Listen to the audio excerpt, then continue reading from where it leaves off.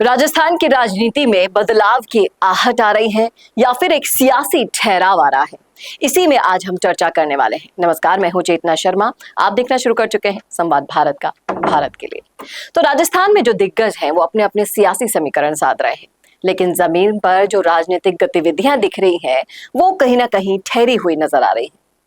राजस्थान राज्य की राजनीति में दौसा भी एक महत्वपूर्ण जिला माना जाता है और यहाँ नेताओं की सक्रियता बढ़ती जा रही है और जनता की भागीदारी भी देखने लायक है।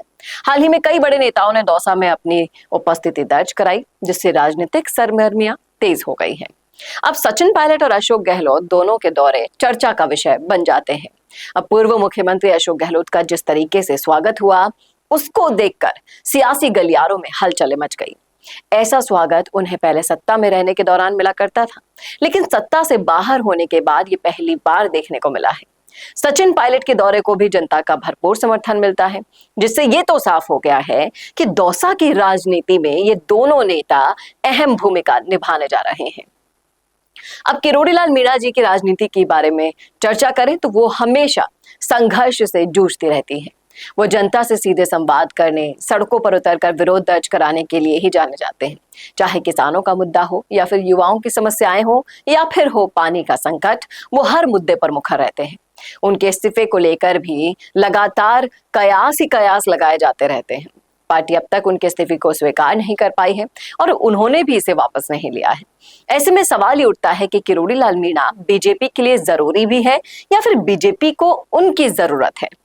इसका सवाल नहीं मिल पा रहा है आज तक।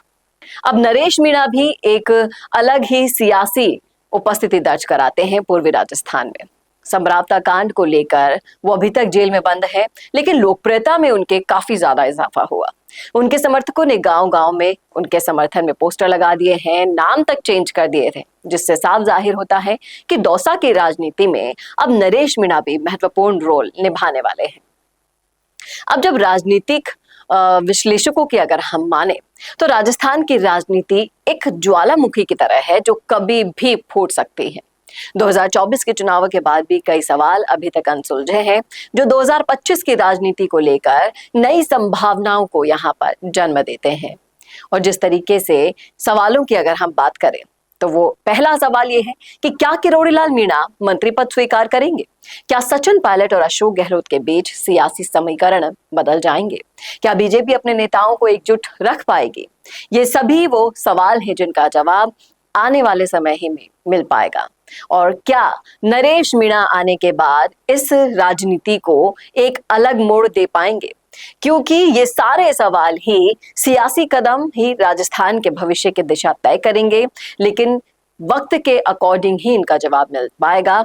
आप क्या सोचते हैं? इन सारे सवालों के जवाब आपके मन में क्या आते हैं? रखिएगा कमेंट बॉक्स में। कैसा लगा वीडियो बताना ना भूलेगा और ऐसे वीडियोस के लिए देखते रहिए संवाद भारत का, भारत के लिए। नमस्कार।